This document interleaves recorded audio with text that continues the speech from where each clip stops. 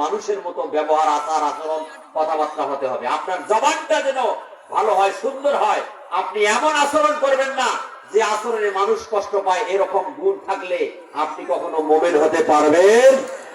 তাহলে লিল্লাহে তাকবীর, লিল্লাহে তাকবীর। মেহমানের আগমন, শুভেচ্ছা, স্বাগতম, লিল্লাহে তাকবীর। সম্মানিত ভাই, তাহলে 1 নম্বর গুণ হলো কি? আপনাকে বিনয়ী হতে হবে। কথা খুব সংক্ষেপ করতেছি, কয়েকটা গুণ বলি। আল্লাহ পাক বলছেন 1 নম্বর, যদি আপনি মুমিন হন তাহলে আপনার 1 নম্বর কোয়ালিটি হলো আপনাকে মুমিন হতে হবে, কি বিনয়ী হতে হবে। কি হতে হবে ভাই? বিনয়ী হতে হবে। 2 নম্বর গুণ হলো, মূর্খ ব্যক্তি যদি আপনার সঙ্গে তর্ক বিতর্ক করতে চায় তখন আপনি সেইখানে সালাম দিয়া ওই স্থানটা কেটে পড়তে হবে। মূর্খদের সাথে ঝগড়া বিবাদ এবং তর্ক বিতর্ক করা যাবে না। তর্কের স্থান থেকে আপনাকে সালাম দিয়ে কাটিয়ে পড়তে হবে। এটা একজন মুমিন ব্যক্তির 2 নম্বর গুণ। কয় নম্বর গুণ? জোরে বলেন, কয় নম্বর গুণ? 1 নম্বর বিনয় হওয়া, 2 নম্বর হলো তর্কের স্থান থেকে সালাম জানিয়ে মানুষের ওখান থেকে কেটে পড়া। এইটা যারা করবে এরা হলো মুমিন। এরপরে 3 নম্বর গুণ হলো, 3 নম্বর গুণ হলো ওয়াল্লাযীনা ইয়াবিতুনা লিরাব্বিহিম সুজদাও ওয়া কিয়ামা। আপনি রাতের আধারে আল্লাহর কাছে সিজদায় থাকবেন দাঁড়িয়ে থেকে, অথবা সিজদায় থেকে রাত্রের কিছু অংশ আপনি কাটাবেন। এটা হলো 3 নম্বর গুণ। কয় নম্বর গুণ? তার মানে হলো আপনাকে নামাজি হতে হবে। কি বলেন? নামাজি হওয়া লাগবে না? ও ভাই, নামাজি হওয়া লাগবে না? আমরা বুকের মধ্যে হাত দিয়ে বলি, আমরা কেউ আজকে পরিপূর্ণভাবে নামাজ পড়ি না। জোহর পড়ি তো আসর পড়ি না, আসর পড়ি তো মাগরিব পড়ি না। সবগুলি পড়লে ফজরে আর খোঁজ থাকে না। এরকম নামাজি আছে না নেই? নামাজ ফজরের সময় এমন হয়, মনে হয় যে ওই ল্যাপের তল থেকে এখন বের হওয়া খুব কঠিন ব্যাপার।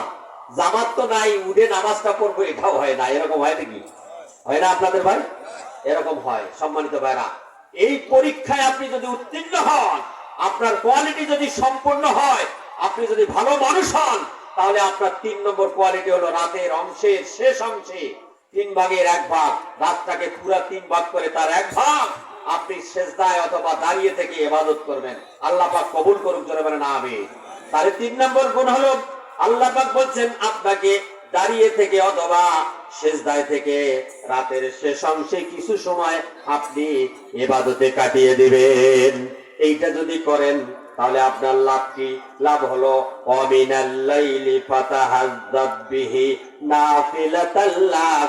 এই নফল ইবাদত যদি আপনি করেন, এই নফল ইবাদত যদি আপনি করেন, রাতের শেষ অংশে যদি আপনি চোখের পানি ছেড়ে দিয়ে আল্লাহর কাছে বলেন, আল্লাহ আমার জুতার ফিতা ছিঁড়ে গেছে, আমার গরুর হাল, এই হালের গরুটা মরে গেছে, আমার এই সমস্যা, আমার ছেলে আমার কথা শোনে না, আমার মেয়ে আমার কথা শোনে না, তারা যেন প্রেম প্রীতি ভালোবাসা নিয়ে ব্যস্ত, আমার সংসারে আমার বউ অবাধ্য, এই সকল বিভিন্ন সমস্যায় জর্জরিত, আল্লাহ তোমার পক্ষ থেকে রহমত নাজিল করে আমার পরিবারটাকে শান্ত করে দাও। রাতের শেষ অংশে যদি এইটা বলতে পারেন, আল্লাহ আপনার জুতার ফিতার থেকে শুরু করে যত সমস্যা আছে সব সমস্যা সমাধান করে দিতে পারে। ঠিক না ঠিক ভাই? এইরকম 3 নম্বর গুণ আপনাদেরকে অর্জন করতে হবে। কয় নম্বর গুণ? 1 নম্বর বিনয়ী হওয়া, 2 নম্বর হলো ঝগড়ার স্থান পরিত্যাগ করা, 3 নম্বর হলো আপনাকে রাতের শেষ অংশ আল্লাহর জন্য সান্নিধ্যে থেকে ইবাদতে কাটিয়ে দেওয়া।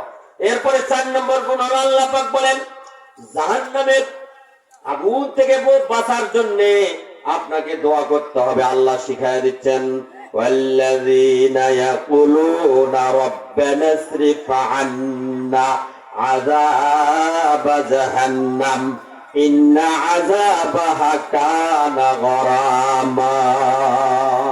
আল্লাহু আকবার। আল্লাহ রাব্বুল আলামিন বলেন, এবং তাহারা বলে, হে আমাদের প্রতিপালক, আমাদেরকে ওই জাহান্নামের শাস্তি বিদরিত করে দাও। ওর শাস্তি তো অবশ্যই নিশ্চিত বিনাশ। জাহান্নামের শাস্তি অবশ্যই বিনাশ। ধরে বলেন ঠিক না বেটি? এরপরে আল্লাহ পাক বলছেন জাহান্নাম থেকে বাঁচার জন্য আপনাকে কোয়ালিটি অর্জন করতে হবে। আপনাকে এই 13টা গুণের মধ্যে জাহান্নাম থেকে বাঁচার জন্য একটি গুণ, অর্থাৎ আপনাকে জাহান্নাম থেকে বাঁচার জন্য দোয়া করতে হবে। আল্লাহ পাক শিখাই দিচ্ছেন এই দোয়াটা, সম্মানিত ভাইরা। এরপরে আর একটা কথা আছে, যারা জাহান্নামী কোনো কারণে হয়ে যাবে তাদের জন্য ব্যাড লাক, এত মানে দুর্ভাগ্য যেটা বলেই শেষ করা যায় না। তারা জাহান্নামে যাওয়ার কারণে কলজা শুকে যাবে, পানি খাদ্য না পাওয়ার কারণে তারা অস্থির হয়ে যাবে, কিন্তু মৃত্যু সেখানে নাই। জাহান্নামে কোনো মৃত্যু নাই, কথা বুঝছেন তো ভাই? জাহান্নামে কোনো মৃত্যু নাই, শাস্তি চলবে। এই অবস্থায় এই সকল ব্যক্তিরা কি করবে? জান্নাতীদেরকে বলবে, জান্নাতীদেরকে জাহান্নামীরা ডেকে বলবে। সেটা কোরআন শরীফের মধ্যে আছে, সূরা আরাফ আয়াত নাম্বার 50, 7 নম্বর সূরা।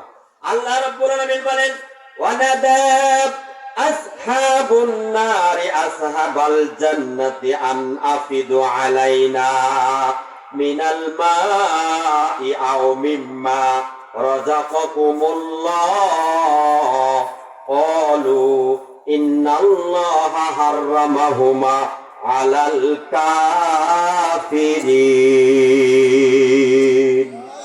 আমার আল্লাহ রাব্বুল আলামিন বলেন, জাহান্নামীরা জান্নাতীদেরকে ডেকে বলবে, ও আমার ভাইরা, জাহান্নামের এই কঠিন শাস্তিতে পড়ে আমাদের কলজা সব শুকে গেছে, খাদ্য নাই, দুরবস্থার মধ্যে পড়েছি। আল্লাহ তোমাদেরকে কি সুন্দর খাদ্য এবং পানি দিয়েছে, আমাদেরকে ওই পানি এবং খাদ্যের থেকে কিছু অংশ দাও। এটা দেখতে পারবে জান্নাতীরা, জান্নাতীদের নাজ নিয়ামত জাহান্নামীরা দেখতে পারবে। দেখার কারণে তারা আবেদন করবে, আমাদেরকে ওই খাদ্যের কিছু দাও, পানি কিছু দাও। আল্লাহ পাক তাদেরকে বলছেন যে হাররামাহুমা আলাল কাফিরিন, এই খাদ্য আর পানি সবগুলো জাহান্নামীদের জন্য হারাম, দিতে পারবে না, দিতে পারবে না, সম্মানিত ভাইরা। সুতরাং আসুন, জাহান্নামে আমরা কেউ যেতে চাই না, চাই ভাই? কেউ যেতে চাই? দেখি তো কে জাহান্নামে যেতে চায়, হাতগুলো দেখি তো কে জাহান্নামে যেতে চায়। জাহান্নামে যাওয়ার মতো কেউ আছেন? জাহান্নামে যাইতে কেউ রাজি নয়। জান্নাতে কি আমরা যেতে চাই? কারা কারা যেতে চাই? হাতগুলি দেখান দেখি, কারা কারা যেতে চাই? লিল্লাহি তাকবীর, লিল্লাহি তাকবীর, আল কোরআনের আলো। মারহাবা। আল্লাহ পাক কবুল করুক। আমরা যেন রোজে মহাশরে আমাদের হিসাব হালকা করে, আল্লাহ যেন আমার সকল ভাই বোনদেরকে নিয়ে আমি যেন জান্নাতে যেতে পারি, আল্লাহ পাক কবুল করুক। ধরে বলেন আমিন। আমি আপনাদের দীর্ঘায়ু এবং সুস্বাস্থ্য কামনা করছি। আমার জন্য আপনারা দোয়া করবেন, আমি আপনাদের জন্য দোয়া করি। আল্লাহ পাক আমাদের সকলকে কবুল করুক। ধরে বলেন আমিন। সংক্ষিপ্ত কথা এখানে শেষ করব, কারণ নোটিশ আসার পরে আর আলোচনা করা ঠিক না। এখানে যে আলোচনার একটা মডেল আছে, কমপক্ষে 3 ঘন্টা আলোচনা করলে মিনিমাম কিছু বুঝে কথা বলতে হতো। যাই হোক, যেটা হয়েছে আলহামদুলিল্লাহ, আল্লাহ পাক কবুল করুক। ধরে বলেন আমিন। সম্মানিত ভাইরা, ইউটিউবে মাওলানা রফিকুল ইসলাম সুন্দরগঞ্জ গাইবান্ধা লিখে সার্চ দিলে ধারাবাহিক ভাবে ওয়াজ পাবেন। আজকে ওয়াজ ছাড়ছি এবং বিগত দিনের যেগুলি ওয়াজ আছে সেগুলি ওখানে আছে। আপনারা ওয়াজগুলি ঘরের ভিতরে ল্যাপের তলে ঢুকে সুন্দর করে টাচ মোবাইলে একেবারে টাচ করে সুন্দর করে ওয়াজগুলি শুনবেন, কষ্ট করার কোনো প্রয়োজন হবে না। আল্লাহ পাক আমাদের সকলকে এই ওয়াজগুলি শোনার তৌফিক দান করুক। সকলে বলি আমিন। আর ওয়াজগুলি শুনবেন, সাবস্ক্রাইব করবেন, লাইক ভিউ দিবেন, যাতে করে দেশের সকল মানুষ শুনতে পারে। এই কাজটা যদি আপনি করেন, আপনার আমলনামায় সওয়াব লেখা হবে। জোরে বলেন সুবহানাল্লাহ। সুতরাং আমি আপনাদের এই উদাত্ত আহ্বান রেখে আমি আমার সংক্ষিপ্ত কথা এখানে শেষ করছি। ওয়া আখিরুদ দাওয়ানা আলহামদুলিল্লাহি রাব্বিল আলামিন।